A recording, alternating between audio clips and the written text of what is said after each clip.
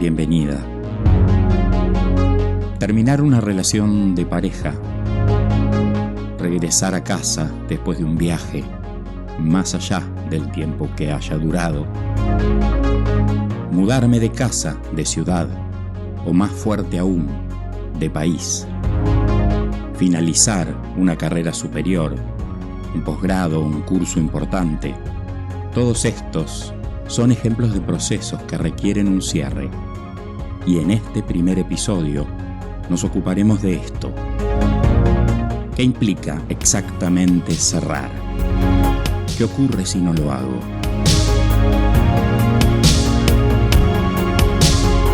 Soy Gustavo Vega y este espacio es Viaje a mí mismo. Simplemente porque cada 2 semanas te propondré viajar a un nuevo paisaje de tu alma para descubrirte, experimentarte y sobre todo comprenderte. Empecemos.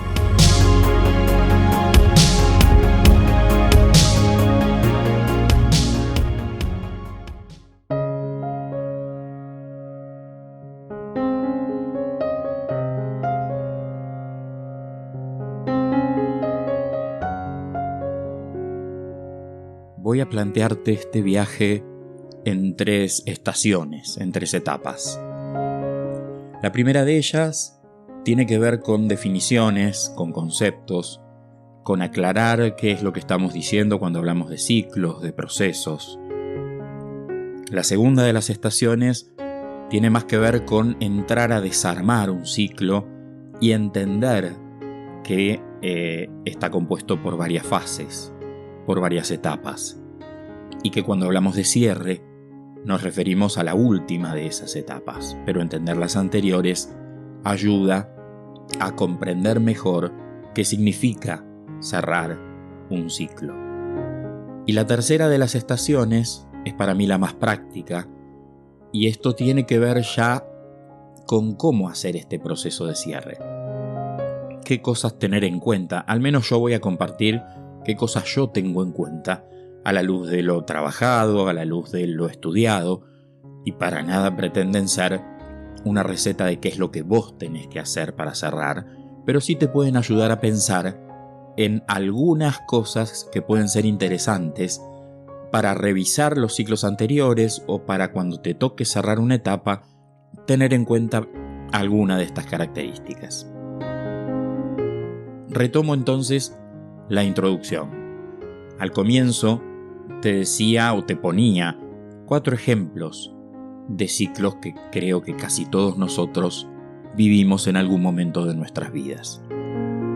El cierre de una pareja, el terminar una relación de amistad, una mudanza, ese cambio de casa que es tan conflictivo a veces, porque me mudo de ciudad, de barrio, de país. Ese volver después de un viaje, que parece que no tiene nada que cerrarse, pero para muchas personas es bastante difícil. Ese llegar a casa, ese volver al hogar después de haber estado en muchos otros lugares, independientemente de cuánto dure ese viaje o a dónde fuimos. Los estudios, terminar una carrera, terminar un ciclo como una escuela, un curso, un posgrado. Todos estos son procesos habituales y todos ellos requieren una reflexión acerca de cómo los cerramos o si fueron cerrados. Desde el comienzo yo quiero dejar claro que en la experiencia personal por situaciones pasadas mías o de haber acompañado procesos de otros, cerrar no es lo más habitual. Te diría que es más bien la excepción. Y nadie, o casi nadie, en la educación, sea de parte de los propios padres, o sea de parte del sistema educativo, nos ha enseñado a cerrar. Por eso hoy estamos hablando de un tema que tiene aspectos obvios, tiene aspectos muy sencillos, pero no son habilidades adquiridas porque no las hemos aprendido, no nos las han enseñado. Quiero plantearte 2 tipos de ciclos.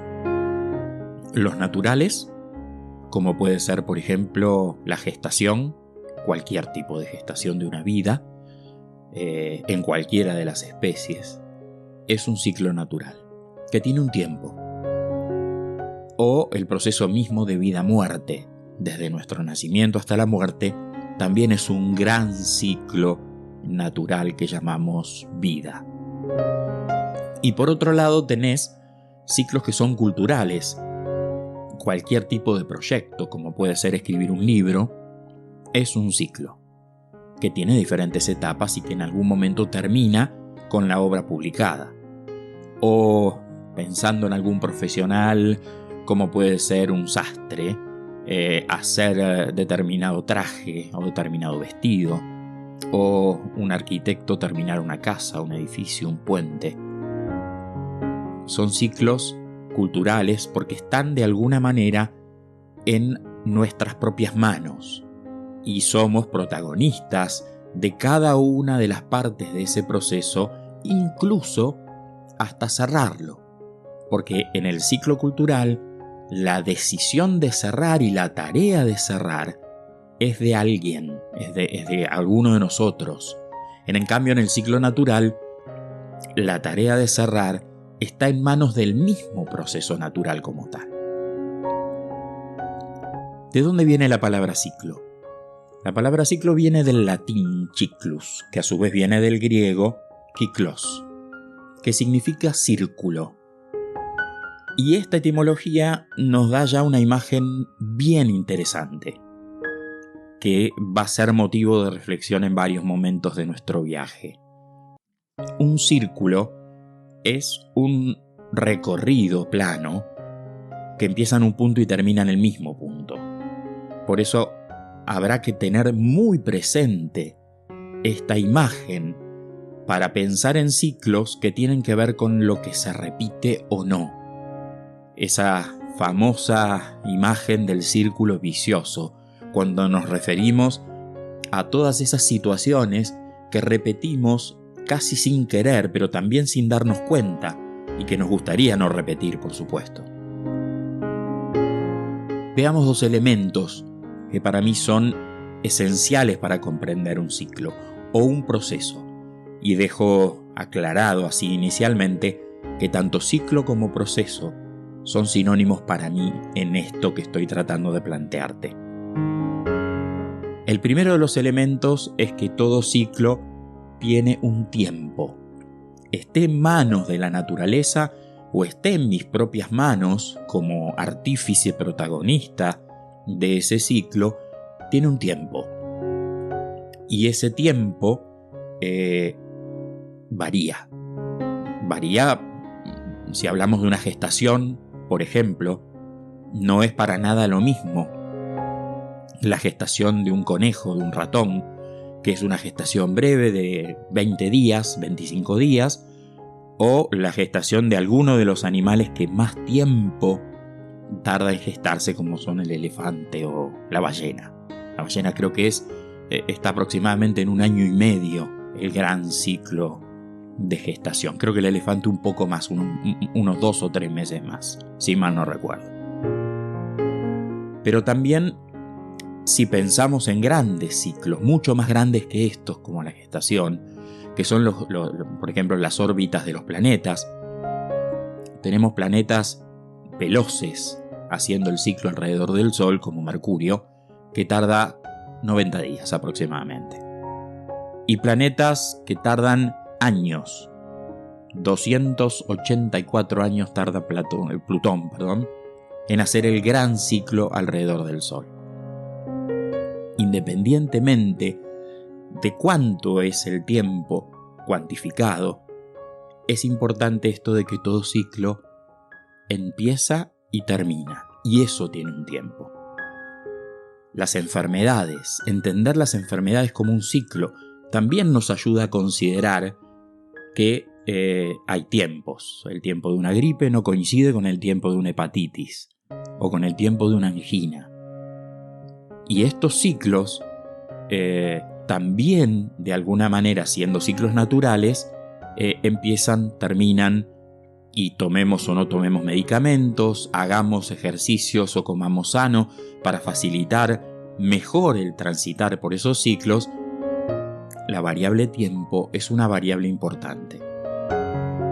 El otro elemento que querría destacar en relación a los elementos del ciclo es que todo ciclo tiene fases. El ciclo no es un proceso lineal. No tiene el mismo lenguaje alrededor de las distintas etapas. Hay cosas que ocurren en determinado momento, otras distintas que ocurren después, y finalmente las muy diferentes que ocurren al final. Y entender ese lenguaje del ciclo nos ayuda a entender cómo es un proceso. Y una clave de eso ya podemos tenerla en los ciclos que podemos pensar casi desde la imagen, como puede ser, por ejemplo, los distintos momentos del día. Si el día lo tomo como un ciclo, una cosa es el amanecer, otra cosa es el día, otra cosa distinta es el atardecer y finalmente la noche. Y si nos ponemos a pensar, todas nuestras actividades a lo largo del día están relacionadas con esos 4 momentos. Hay cosas que se hacen en el amanecer porque es más apropiado, porque es el comienzo de nuestro día. Hay cosas que se hacen durante el transcurrir del día mismo. Hay cosas que son más fáciles de hacer hacia el atardecer. La reflexión, por ejemplo. Es más fácil leer un libro en un momento donde hay mayor concentración, y eso en algún momento del día se da mejor que en otro. Y hay cosas que ocurren más fácilmente en la noche. Lo mismo podríamos decir de las 4 estaciones a lo largo del año, etcétera, etcétera. De esto vamos a hablar en un ratito apenas. Me quiero quedar con estos elementos importantes porque nos ayudan a entender el ciclo como un movimiento. Nos ayudan a entender el ciclo como algo dinámico. Y tengamos en cuenta esto porque nuestra mente no está acostumbrada a pensar en procesos dinámicos. Porque la mente para decir entiendo, para decir comprendo, necesita cristalizar conceptos, relacionarlos, ponderarlos, jerarquizarlos. Y el ciclo es un transcurrir, como la vida misma. Por eso tiene elementos que tengo que entenderlos dinámicamente, transcurriendo, y no explicándolos como conceptos. De esto vamos a hablar en esta segunda estación del viaje, en donde nos vamos a meter claramente un poco más en el lenguaje de estas fases a lo largo de un ciclo.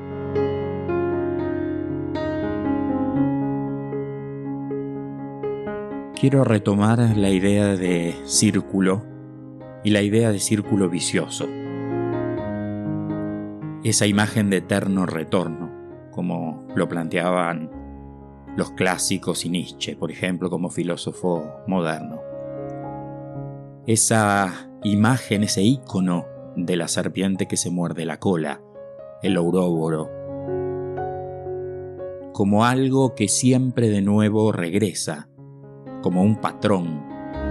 Y nuestra alma está llena de patrones, de cosas que, habiendo sido adquiridas, habiendo sido aprendidas, simplemente conforman nuestra caja de herramientas, y uno usa las herramientas que tiene, y hay algo en nuestra interioridad que hace que valoremos lo que está sucediendo y agarremos muy rápido, en segundos a veces, esa herramienta que siempre usamos para esto, aunque no sea ni la mejor herramienta ni la más apropiada, es la que tenemos.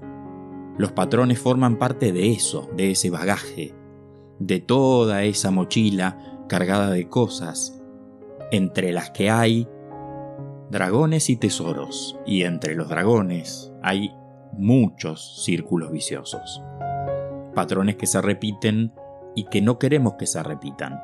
Ahora, ¿por qué no está el concepto de círculo virtuoso?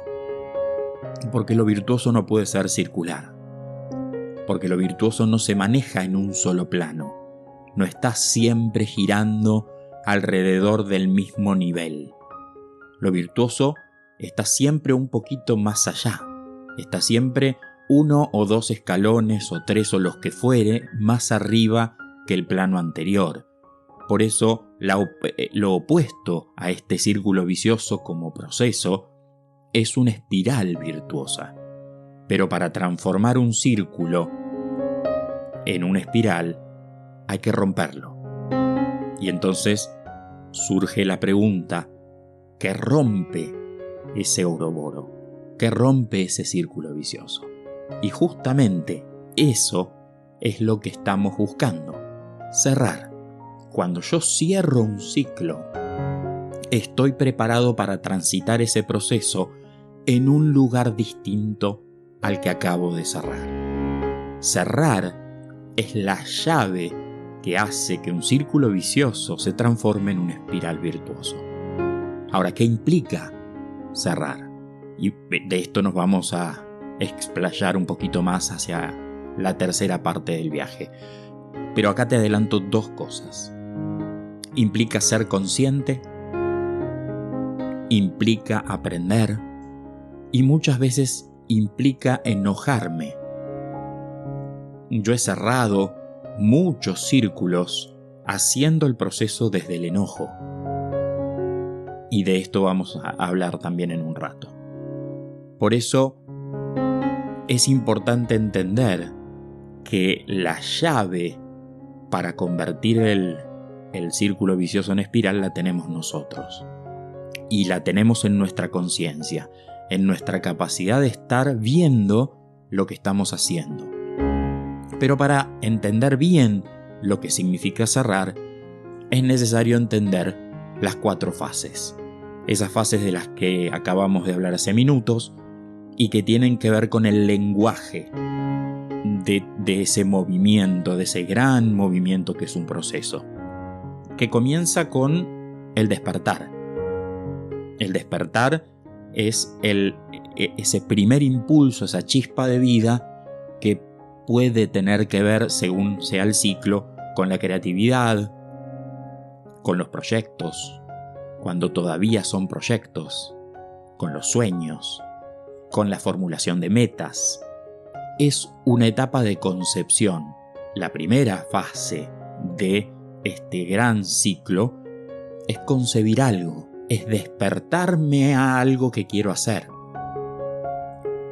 Y eso tiene un lenguaje de mucha creatividad, un tipo de pensamiento muy especial que algunas personas, tienen como recurso más que otras, y hay quienes disfrutan mucho de este crear eso nuevo, eso que todavía no existe, que está en mis manos hacer que exista. Y eso que fue concebido, que se despertó y que fue concebido, en algún momento nace, comienza, se empieza a poner en acción. Empieza esta otra fase, esta segunda fase, donde las cosas comienzan, donde la tarea empieza a realizarse, donde eso que fue concebido se plasma en el mundo y se sostiene hasta finalizarse. No es solo comenzar la segunda fase, es transitar desde el comenzar hasta terminar, independientemente del tiempo que lleve, del esfuerzo que lleve, de los recursos que lleve. Entonces, la primera fase comienza en el despertar y termina en el comenzar. La segunda fase comienza en el comenzar y termina en el finalizar. Y ustedes dirán, si finalicé ya en la segunda fase, ¿por qué quedan 2 más? Justamente porque son las 2 fases con las que menos naturalmente nos relacionamos. La tercera fase tiene el lenguaje de la recapitulación, de la revisión, de la reflexión. Todas palabras que empiezan con este volver, con este re, como un volver hacia atrás. Ya no es hacer. El hacer terminó. Ya no es esa cosa concreta de estar plasmando, no, eso ya está, esa fase ya fue cerrada. Ahora es volver a mirar lo hecho, volver a mirar para ponderar. ¿Cómo lo hice? ¿Qué faltó? ¿Qué no faltó? ¿Qué logré? ¿Qué no logré? ¿Cómo me siento? ¿Qué emociones transité? ¿Cómo quedó? ¿Qué me pasa a mí con ese resultado? Hay un montón de preguntas que forman parte de esta revisión, de esta recapitulación. Pero la primera fase de esta recapitulación es volver a mirar hacia atrás todo lo hecho. Y termina con la cuarta fase, que es el descanso. Y el descanso es la parte más misteriosa. En el día esto tiene que ver con la noche. Y en la noche dormimos. Pero en un ciclo, que no es el día como tal, el año, por ejemplo, esto tiene que ver con el invierno. Sin embargo, en el invierno seguimos haciendo cosas y seguimos sosteniendo nuestro día a día como siempre y como todo el año. De hecho, en algunas partes del mundo se trabaja tanto como en cualquier otro mes del año. En otras quizás no tanto, por las condiciones climáticas. Acá viene el descanso, pero no es un descanso que es dormir. Es un descanso que significa, es una acción interior. Que por un lado significa no hacer, pero por otro lado significa asimilar, internalizar. Dejar que todo eso que hice se haga propio. Descansar significa soltar, pero soltar en el sentido de no seguir con el tema, conectarme más con mis sensaciones, con mis emociones. Y esta cuarta fase termina con un nuevo despertar. Voy a ponerle otro lenguaje a las 4 fases. La primera fase empieza con la concepción, es la gestación de una realidad y termina con el nacimiento. La segunda fase comienza con el nacimiento, tiene que ver con el crecimiento y el cuidado de esa realidad y termina con la madurez. La tercera fase comienza con la madurez, invita a la reflexión y a la transformación de esa realidad que ya fue creada y termina con la muerte. Una muerte que en este sentido, en el sentido del atardecer. El atardecer es esa energía de cierre y es una energía de muerte. Y en ese proceso o en ese momento empieza la última de las fases que tiene que ver con la asimilación profunda y una reacomodación de lo propio. Yo asimilo cuando no solamente... la asimilación es, quizás el ejemplo más claro sea cuando yo incorporo un alimento a mi cuerpo. Cuando yo estoy comiendo, mastico lo que estoy comiendo como una primera etapa metabólica, ese alimento va al estómago y empieza todo un proceso de asimilación, de descomposición, de aprovechamiento de los nutrientes, vitaminas, minerales, de desechos. Hay cosas que a mi cuerpo no le sirven, pero todo mi cuerpo se revitaliza con ese alimento. En realidad, en los ciclos que transitamos a lo largo de la vida pasa exactamente lo mismo, solo que en otro plano no orgánico. Ese proceso de asimilación a veces se da en el silencio o en la necesidad de soledad, de distancia de los otros. Piensen en un duelo, en ese tipo de cierre que es un duelo. Porque no todo cierre es un duelo. Pero en ese tipo de cierre, en donde el dolor es intenso, porque la sensación de pérdida o de ruptura es muy fuerte, uno tiene una serie de necesidades que invitan o facilitan la asimilación. No querer hablar, querer estar más solo, no querer estar con determinado tipo de otras personas y sí con algunas más íntimas. Es como que hay en el alma una necesidad de recogimiento. Y de eso se trata esta cuarta etapa. Asimilación, recogimiento, hibernación si quieren. Esto que hacen algunos animales que se meten adentro de la cueva y simplemente bajan sus umbrales vitales al mínimo posible. La respiración es muy pausada, los latidos de esos corazones están muy bajos porque hay que pasar un periodo de X cantidad de meses hasta volver a salir, a cazar, a comer, a alimentarse, a reproducirse. El invierno y el cierre y la noche tienen que ver con esto. Y esto es algo que tampoco forma parte de la cultura, ni forma parte de algo que nos han enseñado a hacer. Por eso nos cuesta tanto. Porque en realidad estamos acostumbrados a vivir muy para afuera y no tan introspectivamente. En esta necesidad de introspección está la capacidad de hacer un cierre correcto de un ciclo.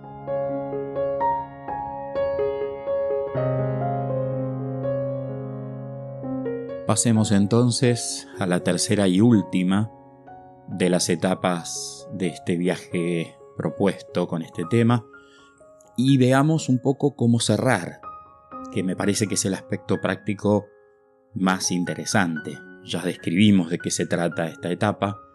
Ahora querría dejarte una serie de ítems que a la manera de tip me parecen interesantes de tener en cuenta. El primero de ellos tiene que ver con el parar. Si yo no puedo parar, si yo no sé parar, es bastante difícil hacer este proceso o esta parte del proceso. Esto supone no hacer. Y aunque parezca extraño, hay personas que no saben no hacer. Están todo el tiempo conectados con actividad, con tareas y no son buenos ni para descansar ni para disfrutar del ocio en el sentido de ese tiempo libre que uno puede hacer nada y disfrutarlo, por supuesto. Supone descanso, quietud, silencio. Es más bien una actitud contemplativa donde yo no estoy en movimiento.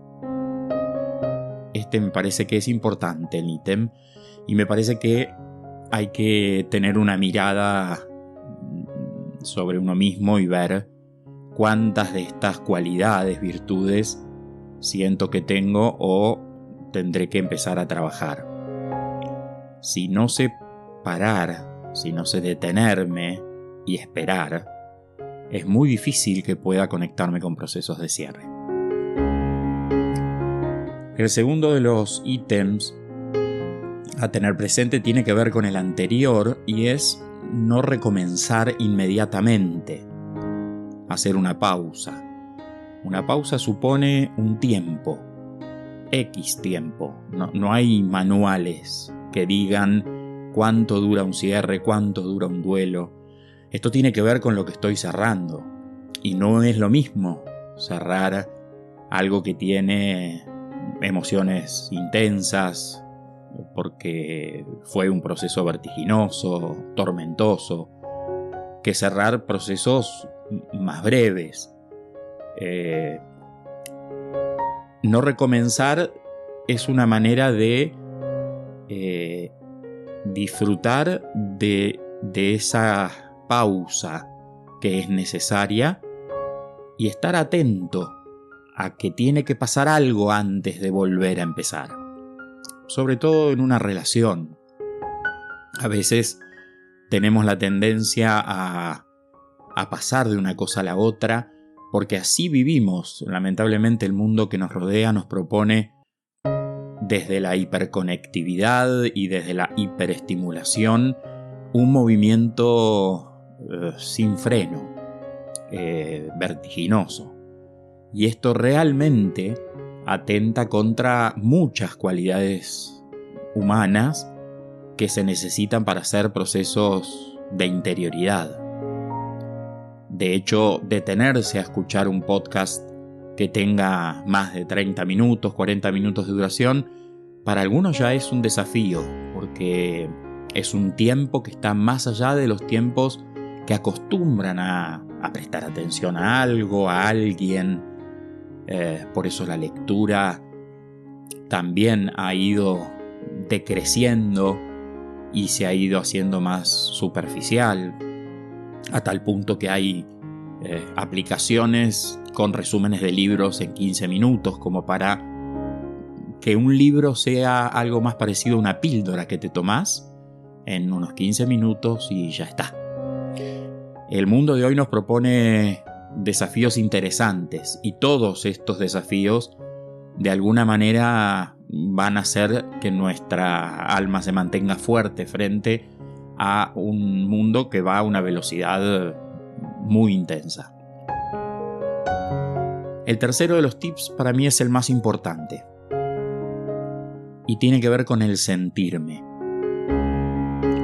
Sentirme es percibirme, y con esto solamente estoy diciendo que registremos qué nos pasa, qué siento, cómo me siento, cuál es mi grado de bienestar, con qué emociones estoy conectado, cuáles son, cuánto duran, cómo se expresan. En general, darse este tiempo para descubrir la propia vida emocional o la propia vida del pensar es un desafío interesantísimo. Incluso quizás requiere al principio de tomar un bloc de notas y tomar apuntes, escribir. No me estoy refiriendo a un diario íntimo con un registro así día a día de qué me va pasando, sino más bien de con qué emociones estoy conectado en este periodo. ¿A dónde me llevó este ciclo? ¿A vivir qué tipo de situaciones?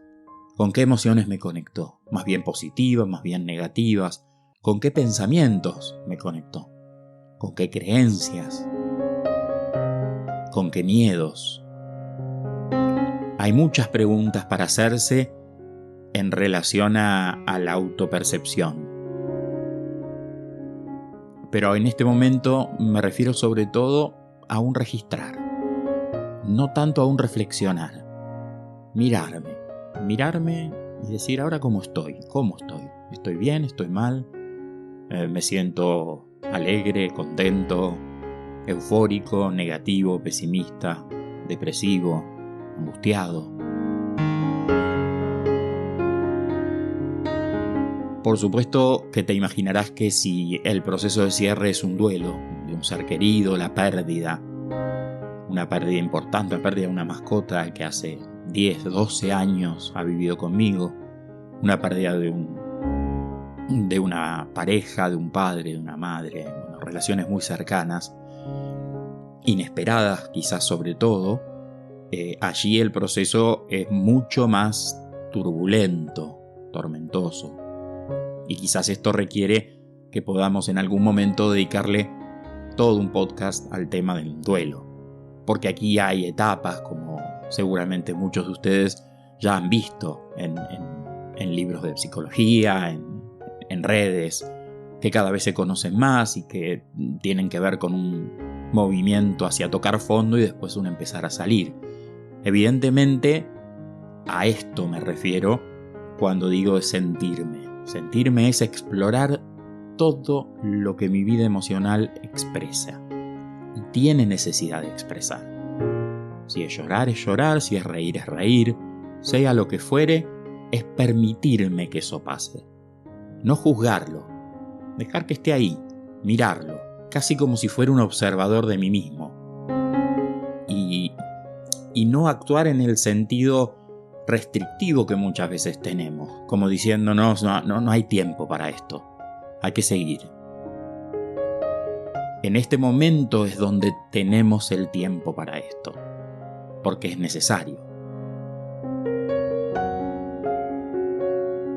El cuarto ítem tiene que ver aquí ya con la pregunta ¿qué aprendí? ¿O qué tengo que aprender?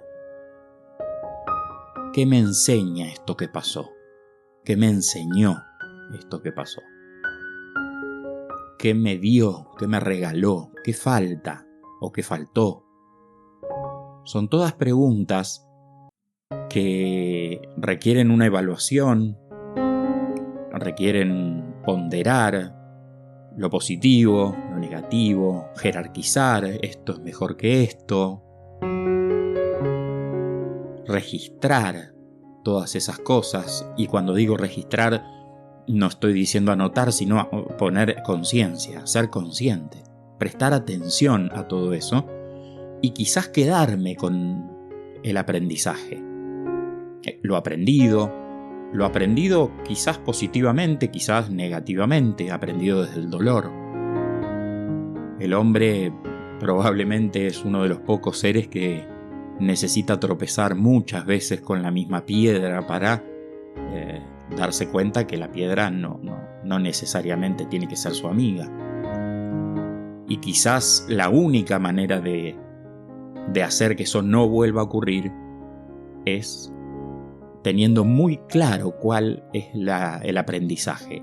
Y una vez que yo formulo el aprendizaje, tengo que aprender esto, estoy en condiciones de pasar al siguiente aspecto, que es un poco más práctico, y es ponerme alguna meta en relación a esto, proponerme algún camino. ¿Qué voy a hacer con esto que tengo que aprender? ¿Lo voy a dejar así hasta la próxima vez que vuelva a suceder? ¿Me voy a plantear algún tipo de ejercicio? ¿Me voy a plantear algún tipo de práctica? ¿Voy a leer algún libro? ¿Voy a charlar con gente que pasó por esto? ¿Qué voy a hacer? Esto es lo importante. Una vez que uno descubre lo aprendido o descubre lo pendiente a aprender, con eso tiene que hacer algo. Y eso, en mi caso, es un plan de acción. Breve, sencillo, que lo pueda convertir en 2 o 3 metas para los siguientes meses, para el año. Dependerá de la magnitud de lo que hayamos vivido.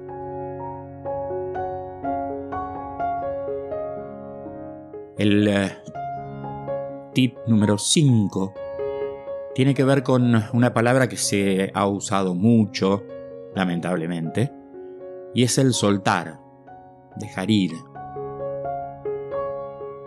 Soltar después de todo lo anterior es importante. Soltar no es olvidar, soltar tiene más que ver con la aceptación. Y es una decisión que se toma, no es algo que ocurre simplemente porque alguien me lo aconseja. No, vos tenés que dejar ir esa situación, no, vos tenés que olvidar, vos tenés que pasar página. En realidad, soltar sin haber hecho todo lo anterior es muy difícil. Porque soltar supone ver y asumir y hacerse responsable. Y para ver hay que tomar distancia, hay que tener perspectiva, hay que ser observador de sí mismo, hay que encontrar el nivel de responsabilidad que tuvimos en lo que acaba de suceder. Sea poco, sea mucho, sea fácil de ver o sea difícil de ver.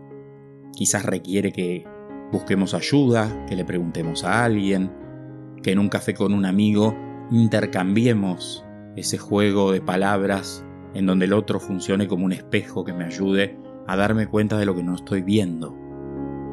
Si yo pude ver, si yo fui capaz de ver y de asumir como propio eso, de hacerlo mío, de asumir mi responsabilidad, si me pude sentir, si pude descubrir lo que tengo que aprender o lo que aprendí, es muy fácil soltar después de todo ese proceso.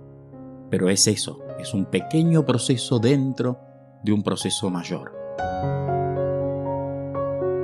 Y por último, el último de los tips, tiene que ver con abrirme a lo nuevo.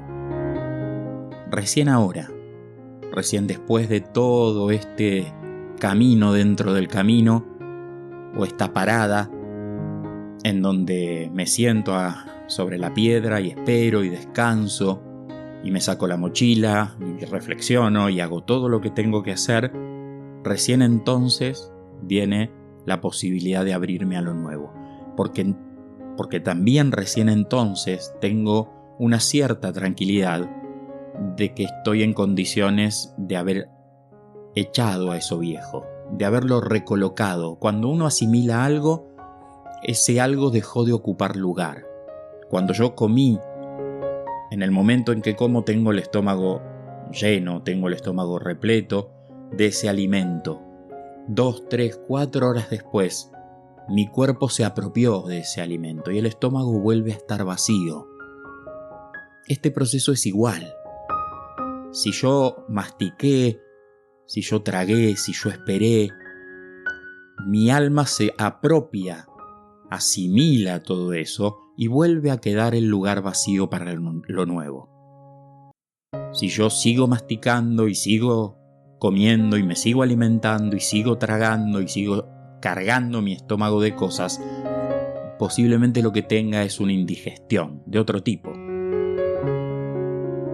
Y muchas veces caemos en este tipo de indigestión, de precipitarnos a hacer demasiado rápido algo que debió ser para más adelante, con una pausa. Para cerrar esta última de las etapas, me gustaría redondear planteándote lo siguiente. Si tuviéramos una caja de herramientas para cerrar ciclos, las herramientas que a mí me gustaría tener para poder hacer esta parte del proceso serían paciencia, quietud, capacidad de estar en silencio, honestidad conmigo mismo para ver lo que sea necesario ver y no mentirme, capacidad de no hacer y poder tratarme con amorosa comprensión. Esto es lo que querría tener en esa caja de herramientas. Y las cosas que no querría tener en esta caja de herramientas son la ansiedad, la hiperactividad, el ruido, el no saber parar, el autoengaño, la dureza conmigo mismo y los pensamientos rumiantes. Ese pensamiento que, como la vaca con 3 estómagos, va pasando y no se detiene nunca y no para. Y porque no para, construye laberintos y cuando nos queremos acordar, estamos en el medio del laberinto sin saber por dónde salir. Bien, esto es más o menos todo lo que tenía pensado compartirte. Me gustaría hacer un cierre a la manera de ideas primordiales y decirte que en mi canal de Telegram voy a dejar en el transcurso de la semana siguiente algo de material para trabajar y algo de apuntes para poder ver el tema de los ciclos con esquemas que ayudan a comprender mejor muchas de las cosas que mencionamos a lo largo de estos minutos.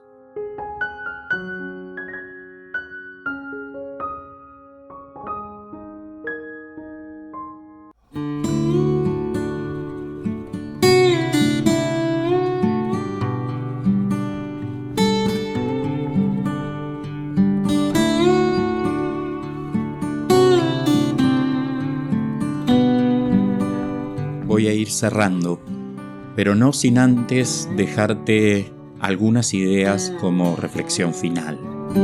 7 exactamente. 1. Aunque un cierre nos parezca automático en un ciclo natural, por ejemplo, no lo es, o no lo es siempre. Y es necesario transitar la fase de cierre tal y como la describimos. 2. Todo ciclo que no somos capaces de cerrar se tiende a repetir como un círculo vicioso, como un ouróboro. 3. Solamente podremos romper un patrón si ponemos nuestra conciencia, si somos capaces de reflexionar y de reconocer nuestra propia responsabilidad y también las cosas que tenemos que aprender hacia el futuro. 4.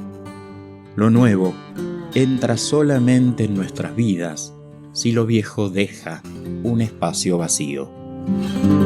5. Debemos intentar abrazar amorosamente nuestros errores.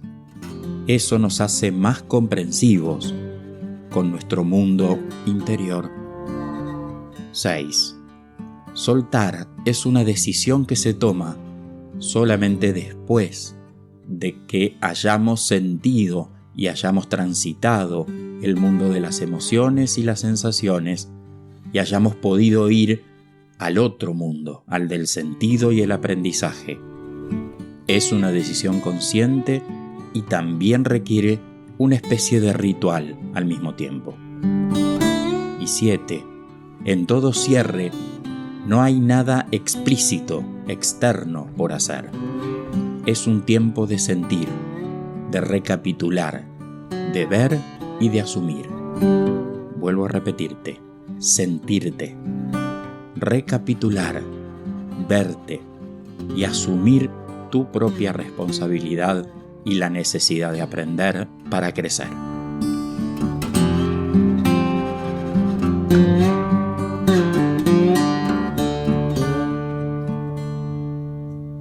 Me voy despidiendo.